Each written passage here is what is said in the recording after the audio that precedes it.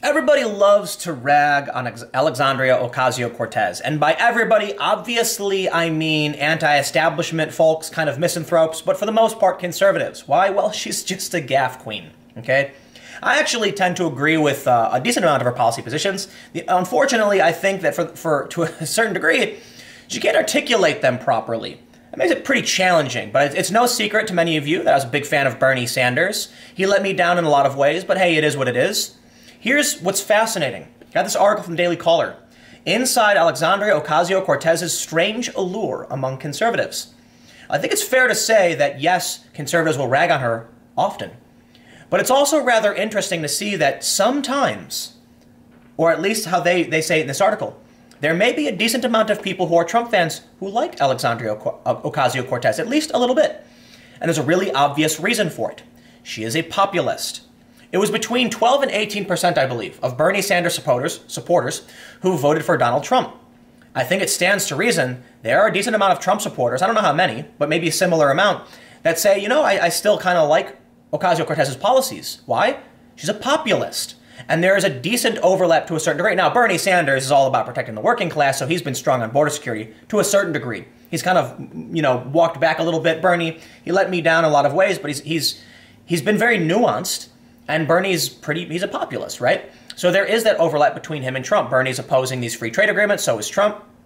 Ocasio-Cortez is kind of like Bernie, but she definitely goes more to the intersectional, you know, element, which means she's part of the DSA. They're open borders. But that still leaves a little bit where there may be some overlap between Trump and Cortez, particularly on this one issue, which we're going to read about right now. They say, if you've been paying at least moderate attention, you'd have noticed the tidal wave of criticism and scrutiny over Alexandria Ocasio-Cortez among conservatives has just the slightest tinge of agreement. Oh my. It should be strange to no one. Immigration hawks love pointing out how Bernie Sanders of Vermont, as recently as 2015, felt about how open borders affects unskilled labor, to its detriment. Sanders is no less an avowed socialist as Ocasio-Cortez, yet for her part, the point of agreement among conservatives appear to be big tech's cozying up to America's power centers. All it took was one big Amazon deal. After local governments countrywide spent months stooping as low as they could for CEO Jeff Bezos, the tech behemoth officially announced in November the location of their new headquarters in New York and D.C. New York, in particular, offered billions in subsidies and tax breaks to the e-commerce company. Ocasio-Cortez, the state star politician-to-be, was having none of it. She said, while there isn't enough money for hot water in NYCHA, we're giving $3 billion away to Amazon. Ocasio-Cortez called the Amazon deal dressed-up trickle-down economics. What we're seeing here is a complete public cost for a private corporate benefit. Now, I do want to stop just for a quick moment. And this is something Cortez does all the time, conflating a tax break with giving someone money. No, a tax break means they pay less, but they're still paying. So put it this way.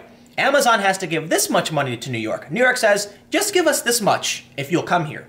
They're still giving a ton of money to New York. With the way she's framed it, they're giving away $3 billion to Amazon, makes it sound like the city is giving money to Amazon, when in reality, the reason why New York probably was willing to give the subsidy is because in the long run, they're still going to get a ton of tax revenue. Basically, $1 billion is better than $0 billion. And it's, you know, if you were supposed to get $5 billion, you'll take the $1 billion over the $0 billion. You know what I mean? But they continue. Ocasio-Cortez is often the butt of jokes in conservative circles for her perceived lack of policy knowledge and energetic personality.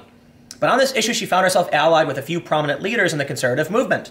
Fox News host Tucker Carlson praised Ocasio-Cortez's criticism of the company on his nightly show shortly after the deal was announced. And this is one of the reasons I really like Tucker Carlson, because I believe often he is being honest, that he has principles. And that means if there's something he believes in, and Ocasio-Cortez agrees with him, then he will praise Ocasio-Cortez.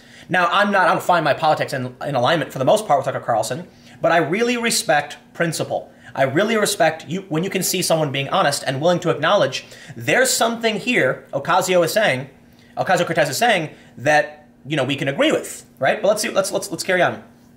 The issue united socialists who resent handouts to wealthy elites and conservatives skeptical of big tech, and who probably also don't like massive taxes being taken from the middle class and being, you know, and then tax breaks being given to these big companies. Look, we saw the Yellow Vest protest in France.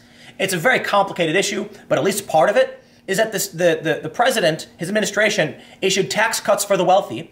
And if you're a conservative, you might be like, okay, well, tax cuts are good. But then he raised taxes on the middle class. You're going to piss off every single political ideology by doing something like that. It makes no sense, okay? You can try and justify it. But if you're going to raise taxes on the middle class, you can at least mitigate some of that stress felt by the average working person by maintaining a tax on people who are wealthy as well. They're different taxes, don't get me wrong. I understand there's nuance here. But I'll tell you what, tell anyone, Trump supporter, Bernie supporter, Cortez supporter, that you want to raise taxes on the middle class and cut them for the wealthy, and you're probably going to see some scowls and some angry faces. I hate to admit it, but Ocasio-Cortez is a very good point, Carlson said. That's the only time I've agreed with Alexandria Ocasio-Cortez. The richest man in the world just got $2 billion in taxpayer subsidies. How does that work? Spot on. Anti-Wall Street and anti-big business populism has been emerging on both ends of the political spectrum for more than a decade, since government leaders essentially decided to bail out those at the center of the 2008 housing crisis. The most recent, most prominent example of how government involvement with corporate moneyed interests left the little guy high and dry. The Tea Party movement began in late 2008 as a conservative grassroots backlash following a $700 billion bailout for the financial services industry. The protests only accelerated following the Obama stimulus package, leading to a historic red wave in the 2010 midterms.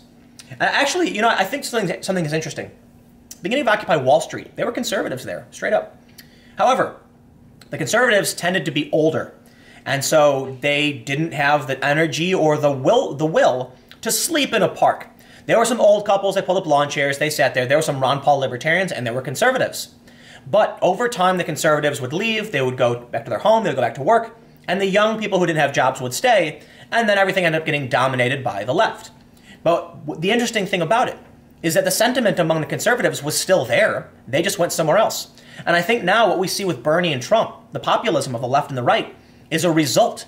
It's the Occupy Wall Street era maturing into mainstream politics. And now you can see that sometimes even Cortez is going to get the support of Tucker Carlson. Now, I think it's fair to say why Jeff Bezos is getting taxpayer subsidies is because the city still expects to receive tax revenue from him that they wouldn't get otherwise. So maybe Carlson missed that point, but I do think it's interesting to see Carlson admitting to agreeing with Cortez.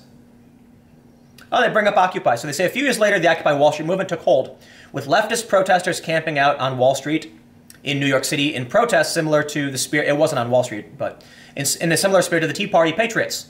While both groups had different views of the role of government, their dissatisfaction came from the same place and their targets were the same. Yeah, spot on. Maybe I should have just read that before butting in. While each group has since receded, the general animus toward big business, trade, and big tech has only grown in recent years. It's probably fair to say that Alexandria Ocasio-Cortez has tapped into some of the same dissatisfaction that fueled Donald Trump's campaign. Aaron Wren, a senior fellow at the Manhattan Institute, points out how Americans in general are sick of billion-dollar companies squeezing taxpayers. Amazon is famous for figuring out how to extract large amounts of subsidies from communities, Wren told the Daily Caller. It's not the way that the situation is supposed to work. And I also think it's fair to say that you could argue New York is bending over backwards for Amazon when they didn't have to in the first place. Amazon's going to have to choose a certain headquarters, and it seems like your typical negotiating tactic to pressure New York into giving them some kind of benefit in order to bring them to the city. So they say, I'm not opposed to Amazon as a company. We just shouldn't be giving them a leg up at the expense of everybody else. Yeah, you could argue that. Depends on if the amount of taxes they'll pay are going to be a benefit or a detriment to the city. Look, admittedly, see, I just don't know, right? So that's why I haven't really talked about this issue before, because I don't know the policy stuff. Opposition to corporate welfare has always been a rare issue that unites grassroots activists of all political stripes, often people who are diametrically opposed on almost every other issue. Yeah, that's fantastic. Here's a point I want to make, because I think we understand the point of the story, and I want to say something that's really important. There is a dangerous divide between people like Cortez and Trump supporters. While they can agree to a certain extent on issues like this, the problem is one side wants to divide us by race, and it's not the conservatives and it's not the Trump supporters. There are certainly some Trump supporters who do. They're white identitarians on the right. But the problem is, what we can see here is proof that it's really about class. And it's like, man, you guys got me, the left has got me ranting about class issues all day and night. That's the real problem. This is why I'm a lefty, because class issues are legitimate.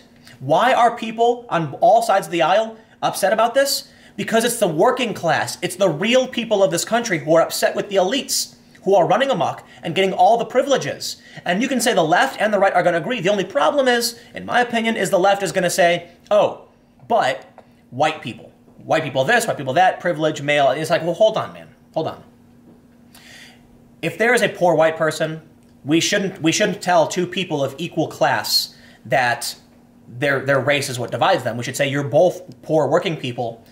Don't focus on each other as the problem, because then you can't target the actual issues. The global wealthy elites, these people who do whatever they want and get away with it. And I think it's fascinating. This is a good sign. This is a really good sign. I would love to see, imagine it this way. The left and the right putting down their swords and saying, figurative swords, and saying, how can we work together? What do we agree on? Because if the left and the right came together on at least one issue and said, you know what? We can argue all day, night out, privilege and race and all that stuff, fine. But let's talk about the massive subsidies going to these big corporations and these politicians who are just, they have no interest in helping anybody. You'll see some change real quick. And then afterwards, you can start arguing about the other stuff, right? So anyway, this is a fascinating story. And it's interesting to see Tucker Carlson in alignment with Cortez. See, she's not all bad. She's just needs someone to keep her in check when she says things that are silly. Anyway, I got another video that's up. There's a bunch of other videos. Just, click the username. You'll see the videos, and I'll see you in a few minutes.